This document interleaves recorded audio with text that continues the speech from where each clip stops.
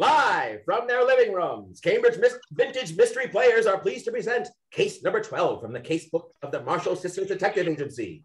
It's 1929, and government cryptologists have once again intercepted radio transmissions and cracked codes to determine that a local speakeasy is importing and selling bootleg liquor in Cambridge, Massachusetts.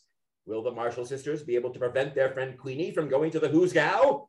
How will they deal with a shocking secret from their family's past? And what has happened to the resident mystic? Find out in The Loathsome Lingering Lancashire Legacy. Act 1, Scene 1, Marshall Sisters Detective Agency. Morning, sis. I haven't seen Madame Mystica lurking about at her salon downstairs for a couple of days, have you? Nope. Maybe she's on the astral plane. You're probably right. I have to admit, I kind of miss her popping out with messages from the spirits as I'm climbing the stairs. What's that you're reading? It's Auntie May's latest letter. She's in England learning about how women mill workers, some as young as 12, are organizing unions to secure better pay and working conditions. She is truly amazing. Starting out here in Cambridge, working on the women's suffrage movement, then going on to support women workers, organizing first here and now around the world. You shred it, Wheat. She says in her letter that she has been staying at the old Marshall Manor in Grassington, and she has discovered something shocking about our family that she'll tell us in person. Something shocking? I wonder what it could be. We already know that our ancestors exploited peasant labor, then exploited factory workers, first in England and then here, when great-grandfather decided to expand his manufacturing business to the US. And then there was all the killing people in the Crusades and the wars. It is hard to imagine what could be worse than that. Do you ever think about visiting England again? Sometimes I think about all the fun we used to have playing at Marshall Manor, pretending to be queens and princesses when we visited each summer. I do too. Remember all those gowns and the furs we found in the attic? How we used to dance around in them in the ballroom, imagining our future sweethearts. And then we actually did meet our sweethearts in that ballroom, one of those county balls Mother made us attend. You met Edward and I met Tommy. They were so dashing in their officers' uniforms. Then we both got engaged and they went off to the Great War and didn't come back. Well, Tommy's body came back, but his mind stayed in those trenches. Yeah. Remember when Madame, whatever she was calling herself then, channeled him saying goodbye to you at one of her seances? And it turned out that Tommy had died at that exact moment? It's hard to believe, but it was applesauce. And that's why we don't think about or want to go back to England. It's been so many years that it seems like we should be over them by now, but I know Tim thinks you should be ready to get married to him.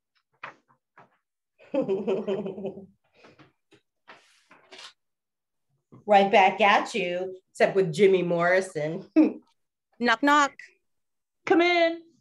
Alice, Louise, it's so nice to see you again. I trust your detective agency business is going well. Elizabeth, what are you doing here? Please come in and sit down. Thank you. Allow me to introduce Elliot Ness of the Federal Bureau of Investigation, Mr. Ness, Miss Alice Marshall, and Miss Louise Marshall. Lady detectives, Mrs. Friedman, when you said you had worked with an excellent detective agency in Cambridge, I didn't expect... Ladies trying to do a man's job. Mr. Ness, our detective agency has been in business for 10 years, and we have references from many satisfied clients in Cambridge and Boston, if you would like to see them. Too right. But what brings you to our fair city so soon after last time, Elizabeth? I thought you determined a few months ago that the bootleggers' transmissions you intercepted were actually coming from down the coast, not from here in Cambridge, as you originally thought. That turned out to be a false lead.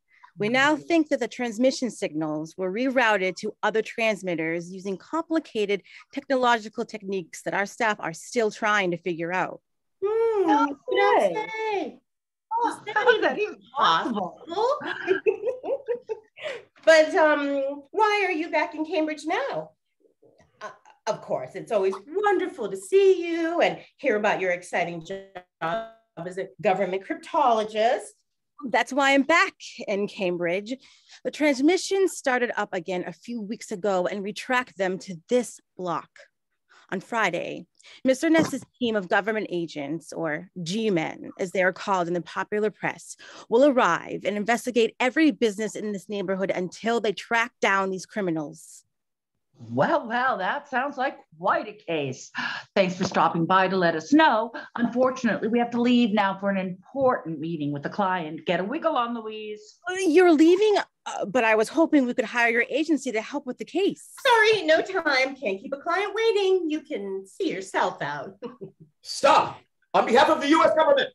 We'll let Elizabeth know if we have anything to report.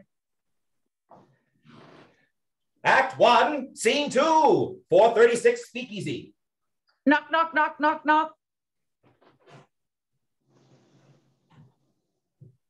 Beat it, we're closed. Knock, knock, knock, knock, knock. I said scram.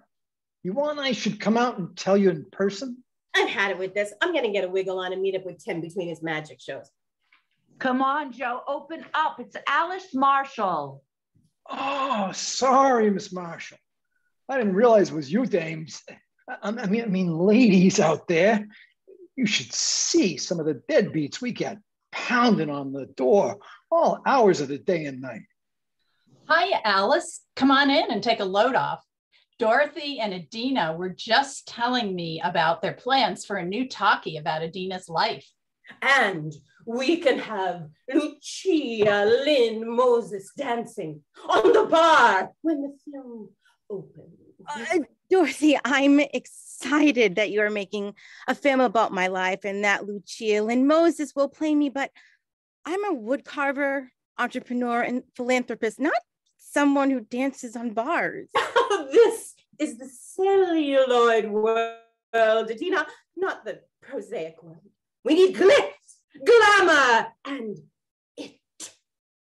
Well, I never thought until a few months ago that I would be spending time with movie directors, lady detectives, and the queen of the bootleggers. So I guess my life is pretty exciting these days. I really want to hear about this talkie, but right now I have front page news that can't wait.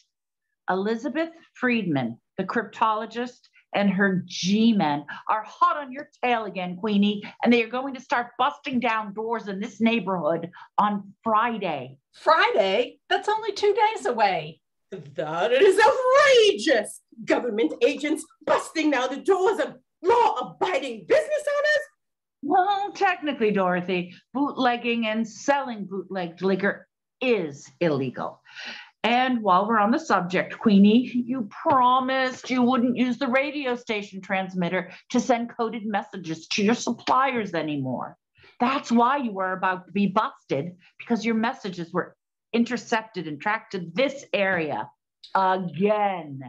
Well, I'm sorry, but I've got a business to run and supply just can't keep up with demand, which is why I've had to expand my number of suppliers. And since Adina's visit to Toronto to visit Lyman Graves, he's decided to get out of the business and pursue a respectable career. I met all of his family and friends during my visit, and they're all in professional occupations like lawyer, businessman, and even a doctor. It seems that there are more opportunities for Afro-American men to pursue professional careers in Canada than there are in the US. And he is quite wonderful. I have never been married because I like my independence, but I might consider it with Lyman. Adina, that's the cat's pajamas. I am so happy for you and Lyman. Now back to you, Queenie. Who is your new supplier now that Lyman is out of the business? And when is your next delivery due? Well, it's best not to use names. I do have a delivery due tomorrow night. My new supplier does seem to communicate a lot more than my previous one. I keep telling him to dial it back.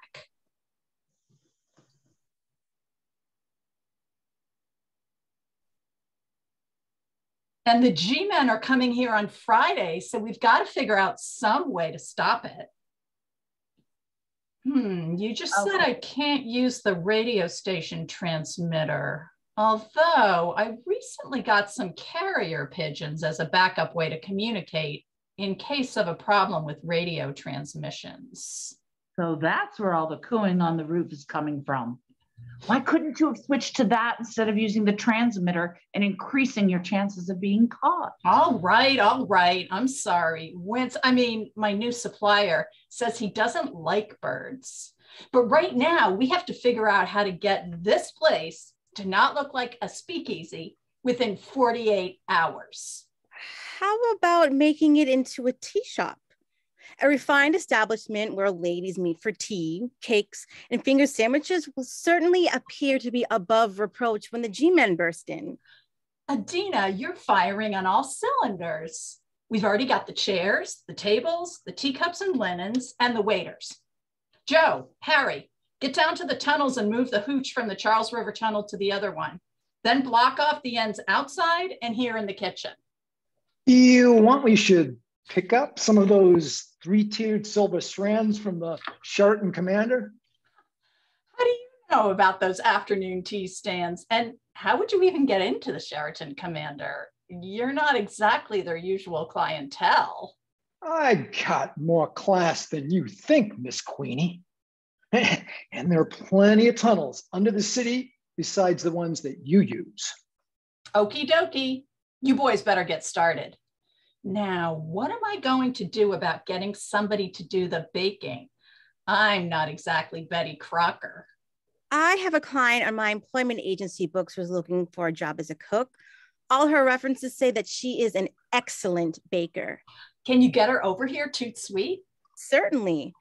If Joe and Harry can help me, we can set up some of my wood carvings around the places where the tunnels are blocked off to make things look more permanent. Queenie, are the gentlemen who have gone to work on the tunnels also the waiters you plan to use for the tea shop? If so, may I suggest some elocution lessons? Good point. But where am I going to find someone who can do that today? I can take care of it. I sometimes work on elocution with my employment agency clients to prepare them for job interviews.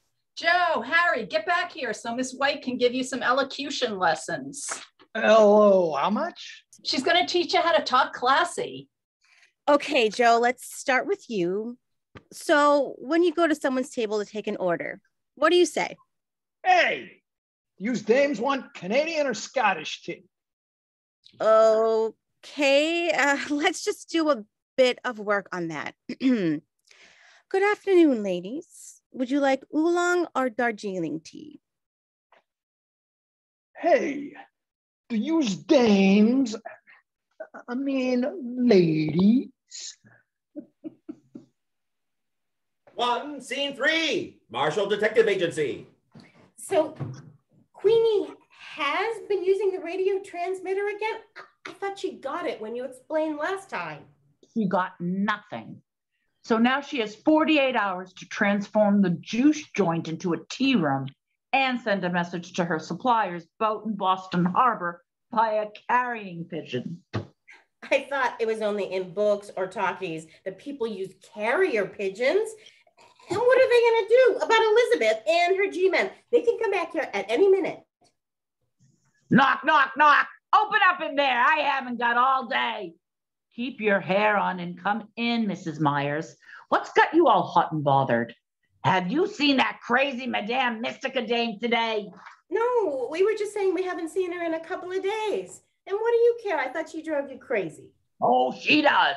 But the listeners love her, which means advertisers love her, which means they pay me so I can keep the station going. Well, why are you flapping your gums at us about this? Because her show goes on in 15 minutes and one of you is going to do it. What? Are you kidding? No way. Oh, yes, you are. If you want to keep your interview show on the air, you don't bring in as much advertising as Mystica does. And I can easily cancel your show if you don't do this little favor. Cancel our show? Little favor? See you upstairs at the station in a few minutes. I am not. There is no way that I do the show. You've got to. Because I'll be in the production booth figuring out how we can stop Queenie from using the transmitter in future. Well, okay. But I did have to work in the chocolate dipping room at Massive Candy, and I got sawed in half at the Scenic Temple Vaudeville Theater. Says you. Don't forget I had to be the Massive Candy president's secretary while you were eating candy. And I had to dance with Dolly's dancing darlings at Scenic Temple. That was rough, sis. How many left feet did Mrs. Myers say you had again? Never mind that now. We got to go beat feet upstairs to the radio station. Act 2, Scene 1, Marshall Detective Agency. I can't decide if doing Madame's show and pretending to talk to the spirits was worse than being sawed in half or not. You were pretty bad, sis. I guess you don't have Madame's gift. I want to think it's all applesauce, but then I remember that seance where it seemed like Edward spoke to you. And then at the minute when Tommy died, something spelled out goodbye on the planchette. Back to the present and how to foil the G-men. I put a lock on the transmitter and will only share the combination with the other radio engineer at the station. That should stop Queenie for now. Nice work, sis. Maybe she can stick to using carrier pigeons. It seemed a bit fishy when she said her new supplier communicated a lot, increasing the chance of getting caught. Knock, knock. Come in. Hello, girls. I just got back from England and I have so much to tell you. Welcome back, Auntie May. It's so great to see you. Take a seat. We'll pour you a cup of Queenie's tea. We definitely need to get her to start using carrier pigeons if we are going to keep our supply going. Carrier pigeons? Oh, never mind about that now. We want to hear about your trip to England and especially about your shocking discovery about our family's sources of wealth. And what could be worse than what we already know? I stayed in Marshall Hall with your third cousin, Henry, and his wife, Meredith. They inherited the entire estate from your grandfather instead of me because of the ridiculous inheritance laws preventing women from inheriting. Thankfully, they are ethical socialists, members of the Fabian Society, and are transforming the estate into an agrarian cooperative with shared ownership among all members. I think I can guess from the name what ethical socialists are, but what is the Fabian Society? It is an organization focused on social justice reforms, including minimum wage, universal health care, a national education system, and universal suffrage. Not surprisingly, Emmeline Pankhurst is a leader in the movement. It makes sense that the leading suffragette in England is part of the organization. It sounds like Henry and Meredith are the right people to change things on the estate to give the workers equal ownership. Yes, you must come over to England with me on my next trip.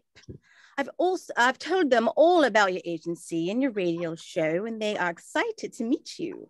They want to see the daring detective dame talking about you too, but it's not available there. Are any of the flax mills grandfather owned still in business? I remember seeing photos of the Temple Works factory in Leeds, which he said was modeled on the temple of Horus in Egypt. Yeah, I remember those photos. He even had an obelisk. He was so proud to have built the largest single room structure in the world. Those mills went out of business in the mid-19th century, which is why my father, your grandfather, moved to Cambridge and invested in Mills and Low. But the terrible thing I have to tell you is about another investment our family made. Henry and Meredith had been going through all of the old papers at the house, and they discovered that my grandfather invested in the transatlantic slave trade. The slave trade? What? The slave trade? I know the British, our ancestors, who'd settled in the US, and their descendants, enslaved Africans. But beyond that, what is the connection to England? Henry and Meredith met at Oxford University, where they both studied history. Although the global slave trade was not on the curriculum, they became interested in learning more about the role England played.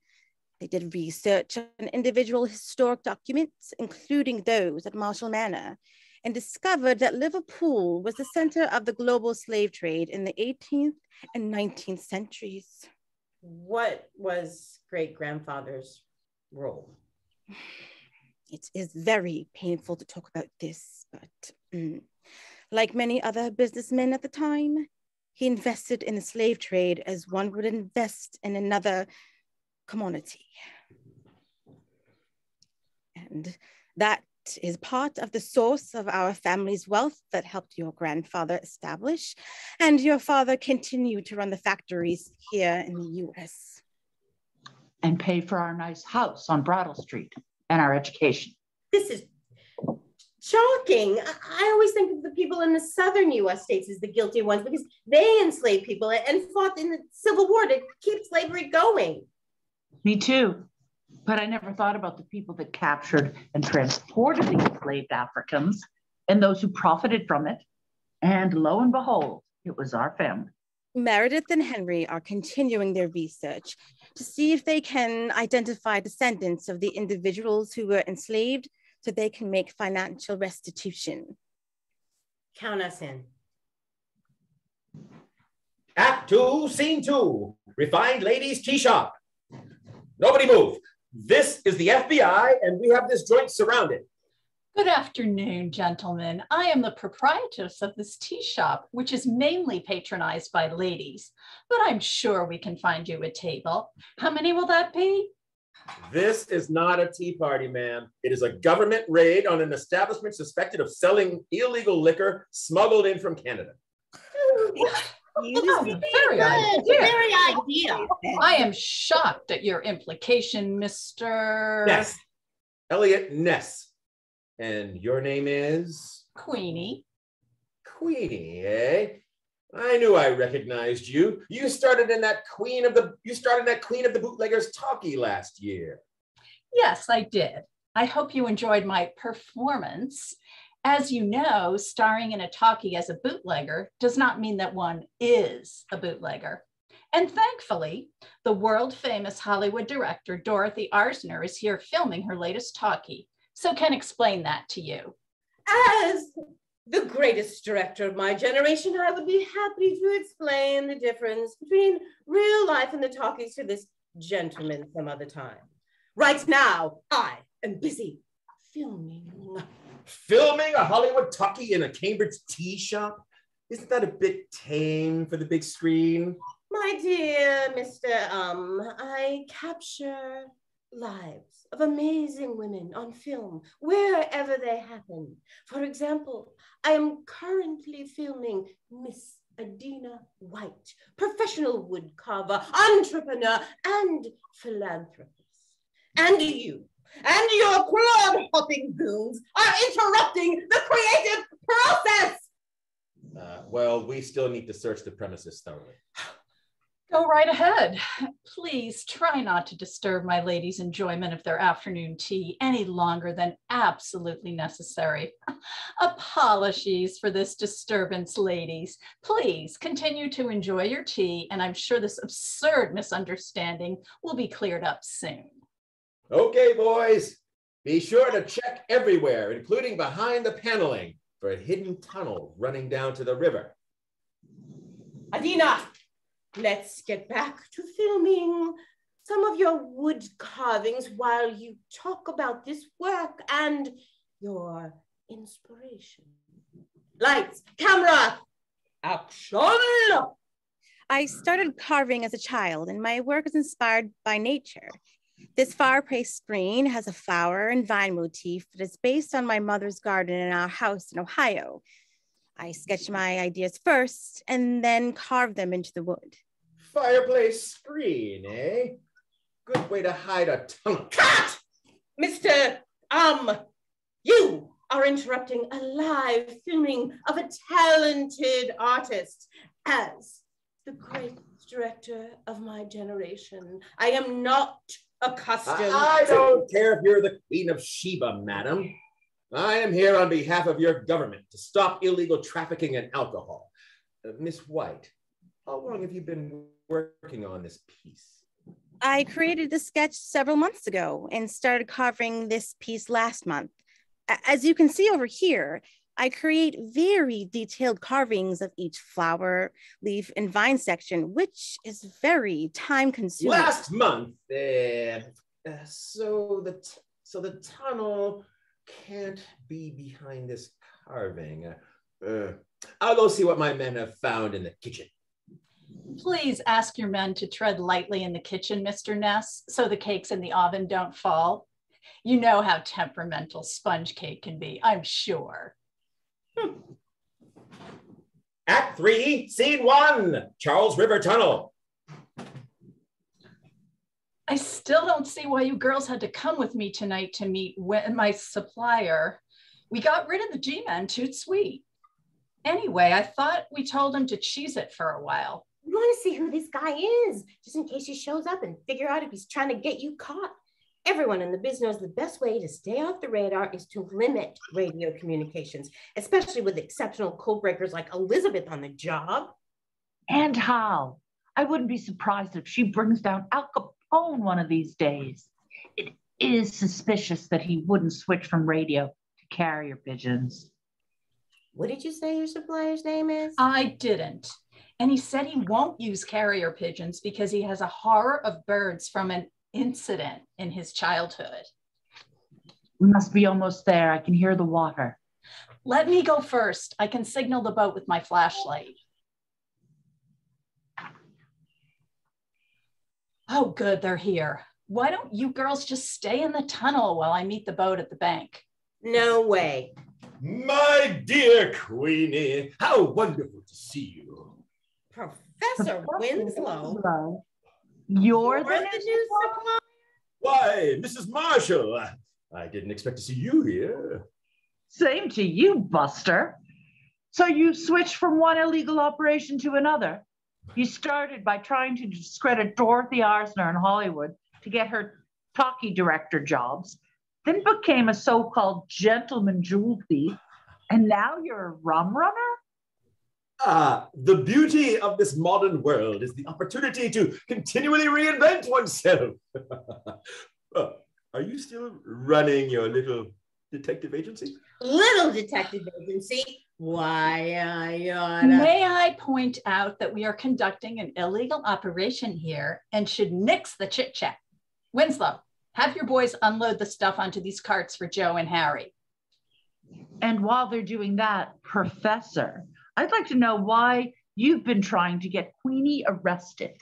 Arrested? What do you mean by this outrageous accusation? We mean that you transmitted via radio way more than was needed, which increased Queenie's chance of getting caught by Elizabeth and her G-men. And you refused to switch to carrier pigeons when Queenie asked you to. Winslow, is this true, you palooka? Why would you do this to me? You refused to do a talkie with me as a director and instead made Queen of the Bootleggers with Dorothy. If you had made that talkie with me, my career as the greatest director of my generation would have taken off instead. I'm stuck in backwaters doing petty crimes. After your crew has unloaded all of the boxes, I suggest you get back on your boat and sail off to another backwater. You shredded wheat. Cambridge doesn't need you, and the Queen definitely doesn't need you, so scram. But Queenie, I can explain. Beat feet out of here or tell it to the judge, Professor.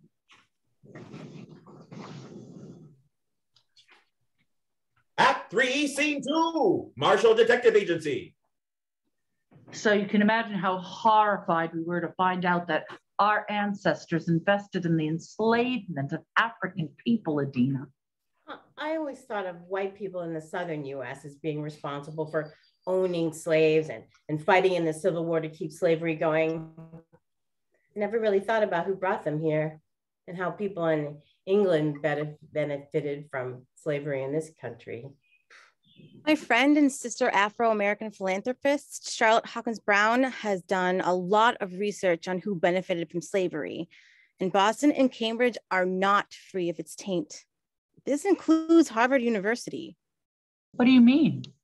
Boston was one of the major ports where boats carrying enslaved people docked, and auctions of human beings took place at Faneuil Hall in the 18th century. But I always thought that Cambridge and Boston were home to some of the strongest leaders of the abolitionist movement. They were, and they were also home to some slave importers and owners before Massachusetts abolished slavery in 1783. Some of the streets in Cambridge are named after those involved in the slave trade and enslaved people, including Vassal Lane and Wadsworth Street. Why didn't we learn about this in school?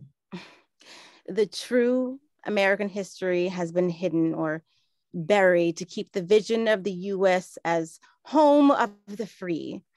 It is only now, as Afro-American scholars and individuals find and review family papers, that the true story is starting to be told. I understand that learning about your family's role in enslavement is shocking to you, but as an Afro-American, I live with this history every day of my life.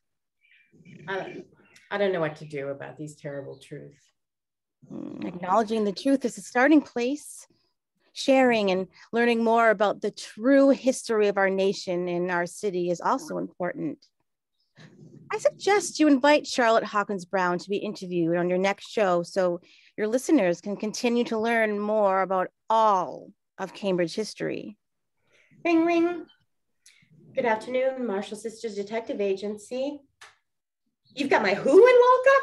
Alice, pick up the extension, quick.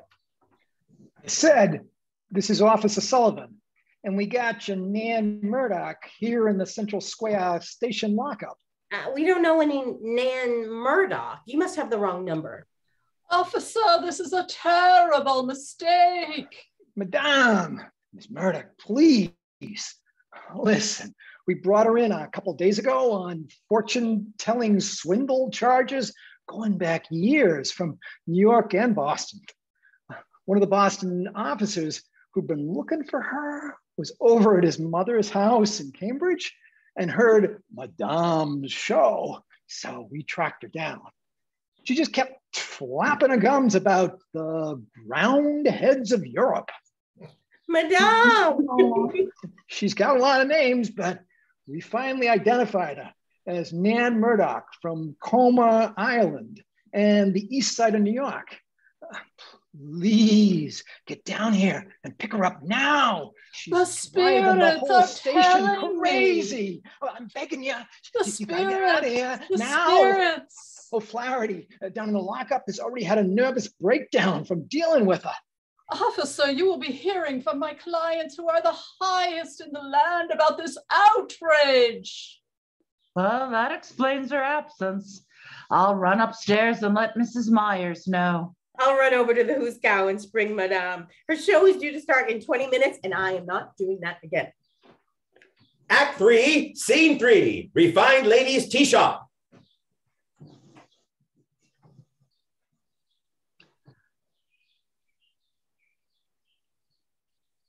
I see I have a line, but it's not there.